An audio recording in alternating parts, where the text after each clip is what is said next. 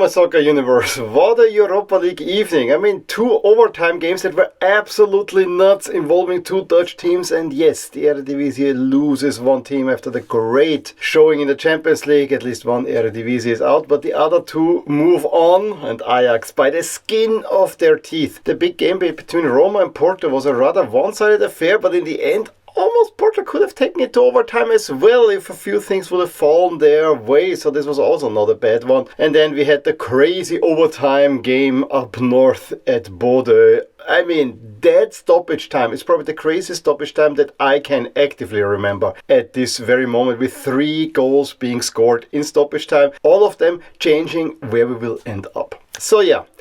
Here's how this video is gonna be. I'm shooting part of it before the draw, part of it after the draw, and then we'll put it all together. First, I will summarize the games, then we'll talk about the situation ahead of the draw, then we'll look at the draw itself and how it all pans out going forward.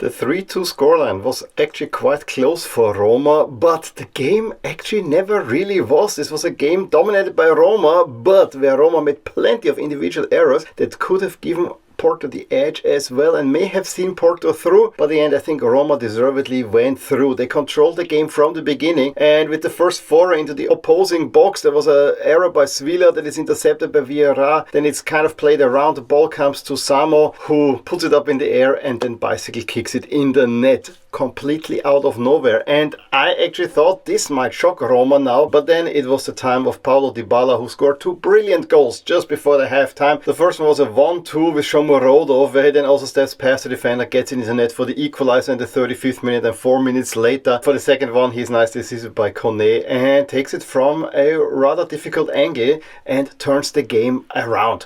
And at that moment you really only saw Roma winning that one. It didn't get better when Eustáquio sent off for kind of hitting Paredes. Of course, Paredes makes a whole lot more out of it than it really was. And Paredes also got a yellow card for unsportsmanlike conduct on that. I just want to note that. But Roma had quite a few more chances. I mean, there was a huge one by Shomurodov that he cannot put away. But then again, Samo, after an error by Ndika, runs free on goal and just puts it on the post because while shooting, he hits his own leg. So yeah, it is what it is. When Pisilli, after a Dybala and Angelino assist, makes it 3-1, you thought game done and dusted, and it could have gotten even ugly for Porto, but it's a range own goal that makes the scoreline tighter again.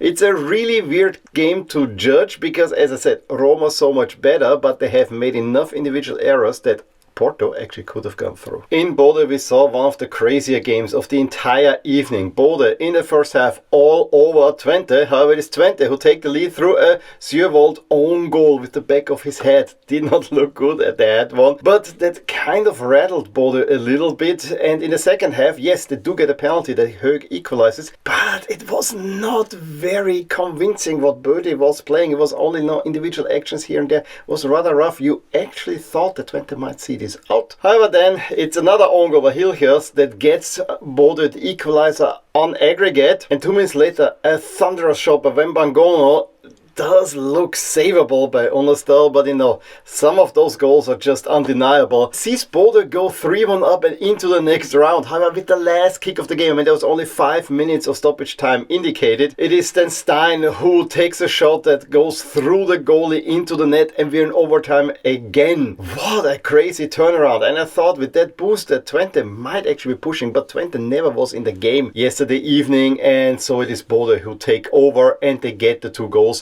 First one by Fett that is cleared just behind the line and therefore counts, and then just a few minutes later it's an own goal by Twente, another own goal that seals their fate, and Bode, remember the 9th seeded team, go deservedly through to the next round. And I'm not sure if anyone wants to go up north even in March.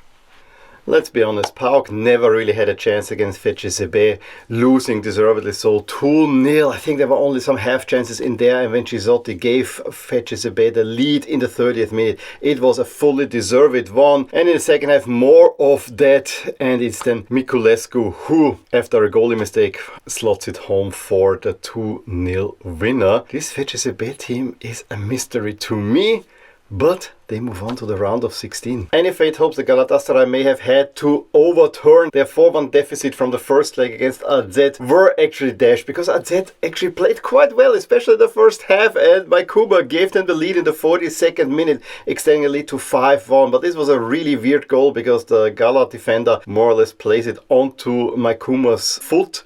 It looks really, really weird when you see it live. And then Kasis in the 55th minute doubles the lead, and that settled the tie. True, Osimhen a minute later cuts the lead back, and then Roland Schalai gets the equalizer, but there was never the comeback on AZ with a real stunner. And as far as I've heard, they have never lost in Turkey, so that is rather remarkable as well. The late slot was all about the drama unfolding in Amsterdam between Ajax and Union Saint-Gilloise. What a game! Ajax never should have made it through. Let's be honest about that, because even in the first leg they won 2-0, but it was a rather lucky win. But with that win, Ajax actually went with high confidence in the game. For 10 minutes you thought they might be the better side, and then it's a Boufal free kick that McAllister heads in the 16th minute, and Ajax are falling apart. And especially Boufal, who plays circles around them, scores 3 minutes later, seemingly the equalizer on aggregate. However, it is called off for an offside, but a little bit later it's a shot on goal that David Klaassen parries with his hands because it already had gone past the goalie, and so it is a penalty and Klaassen is sent off. There was a slight hope that there might be an offside in build-up, never really was. And Promise David converts, 28 minutes, scores are all level. Ajax are down to 10 men, and they were hanging on for dear life. There was so much happening that Ajax didn't know what hit them, and this is not the Ajax way. However, Farioli first had to make an exchange because of an injury. Rasmussen had to come off, so Kenneth Taylor came on, a crucial one it turns out. And then at halftime he took off Berghuis, Rugani and Edwardson and kind of settled down Ajax. And then Ajax actually put in a gutsy performance, defending well, and the longer the game went on, the more the game went level, because defending is often easier than attacking. But the attacks by USG were really, really, really wild, but there was also a scant few counterattacks in there. It goes to overtime, and with one of the few counterattacks, it's a hand penalty that Burgess gives away, and Kenneth Taylor steps up. 1-0 Ajax. What followed were furious attacks by Saint-Gilles. It's just the ball didn't want to go over the line. Pasveer, and I don't rate him much, but he was the hero of the game without making even great saves. I mean, every save looked clumsy that he made, but he made it nonetheless. There were 2 penalty calls in the second half that Union Saint-Gilloise wanted to have. First one, I think it was Kenneth Taylor, was probably a little bit too little contact, and then with the last chance of the game, I think Promise and Pasveer collided into each other, with Pasveer potentially with the fist hitting him. Other referees would have probably given that one, I think, but it ends with Ajax going through by the skin of their teeth. Over in Brussels, the game between Anderlecht and Fenerbahce was much less dramatic. However, in the first half, both teams traded absolute brain farts of goals, big defensive mistakes, and a series opening score in the 4th minute for Fenerbahce, basically putting the tie out of reach. But Vasquez then also takes advantage by a big mistake of Skriniar, playing it back to the goalkeeper. In between, the game had to be halted for 15 minutes because fans were fighting in the stands. So this game was actually on the edge of being cancelled altogether. Vasquez in the second half actually puts Anderlecht in front, and so for a short time it's only 2 goals down, but then 8 minutes later Akicek settles it to 2-2, and Fenerbahce are the last Turkish team in Europe and are the only Istanbul team to go through. Pilsen were very much second best in Budapest. Well, they turned that one around and were all over Ferencváros, especially in the first half, and in the 27th minute they finally got the breakthrough through a goal where I still think this should be counted as 2 goal scorers, because both Durosinmi and Jamelka both touch the ball while it goes into the net. It was a little weird one because it followed after a melee in the Ferencváros box. 35th minute, Schulz with a nice curl shot gives the lead on aggregate to Viktoria Pilsen, and then Durosinmi puts the tie out of reach. In the second half, I mean, the game had settled. There was a big chance for Viktoria Pilsen on a one-on-one with a goalie. However, the ball goes wide. And the brain fart also allowed Real Sociedad to take the lead in the 5th minute through Bryce Menes, as the Midtjylland defender just falls over and Bryce Menos can walk it into the empty net. Luka Sucic then in the 18th minute scores his first goal of the campaign. The tie is seemingly out of reach. It's a 4-1 on aggregate for Real Sociedad. However, a Buxa penalty given away by Barrenechea allows Midtjylland back into the game, and then Osorio with a great shot in the 38th minute gets the equalizer. But then Real Sociedad take it up a level again, and it's again Sucic who reestablishes the lead for La Sociedad, and any hopes for Midtjylland to get back into the game were more or less dashed in the 70th minute when Dani Silva got sent off for putting a foot against the chest when he suffered a similar foul just a few minutes earlier, and then Oyarzabal is brought down in the box and converts the penalty in the 73rd minute. Ties out of reach, and then very late on Oscarson adds a fifth.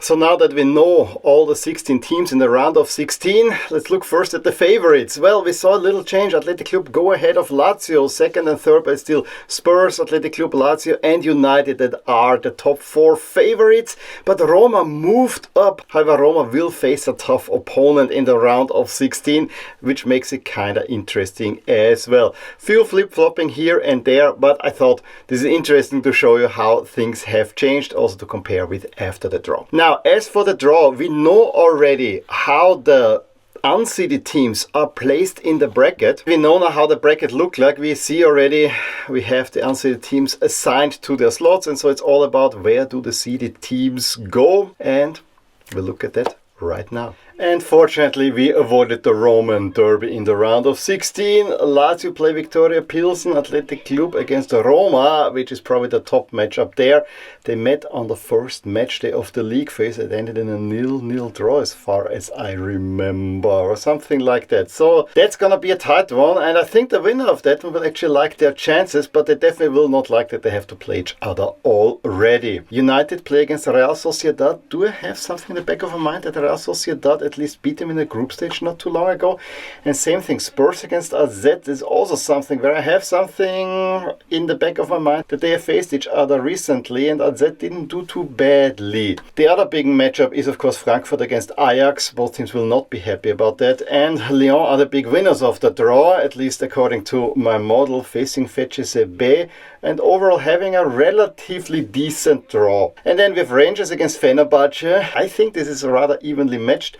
Fenerbahce actually favorites according to my model, and Olympiacos against Bordeaux Glimt, two teams that have been surprises as of late, so two underdog stories. We see that the level draws, of course, Athletic Club against Roma, that's to be expected, and also United against Real Sociedad, a little bit surprising, but United have been so bad. And of course Frankfurt against Ajax. First legs will be played on 6th of March. I don't know yet which one will be in the early slot, which one will be in the late slot. This will be announced relatively soon, and the return legs on the 13th of March. But it's also interesting to see how this pans out in the bracket, which I show you here. I think Lazio can be very, very happy. I don't want to discount either Pilsen, Bordeaux or Olympiacos.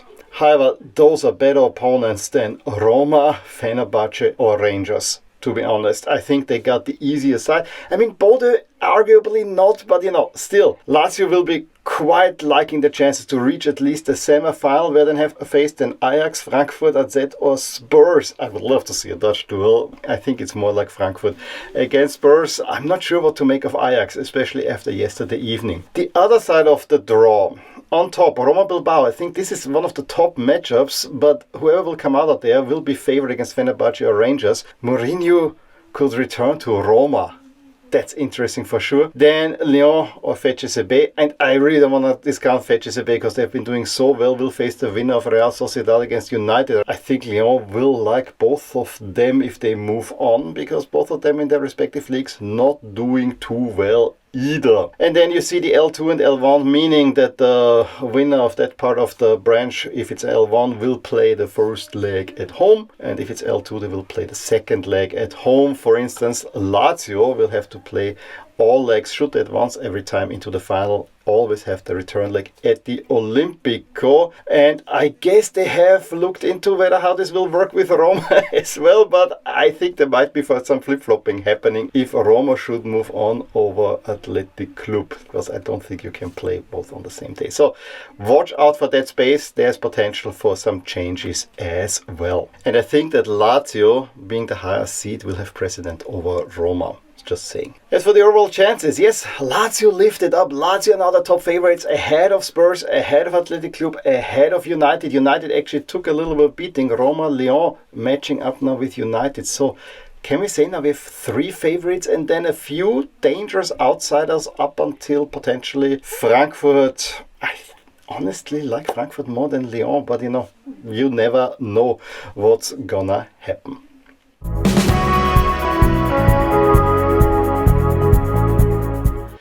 So that concludes my review of the Europa League action yesterday in the evening, which was quite fun most of the time. Plenty of goals scored and some really weird near own goals or, brain farts in defense in there, as well as the draw, which I think is interesting. This competition, I repeat myself, is the most open of all of these, and that to me makes it quite exciting. In any case, please let me know your thoughts on the Europa League in the comments below. Who do you think will win it? Who has an easy draw? Who doesn't have? Do you agree with what my model is saying? Give me a thumbs up if you enjoyed this video. Subscribe to my channel if you want to see more videos like these. Talk to you soon with more things in my soccer universe.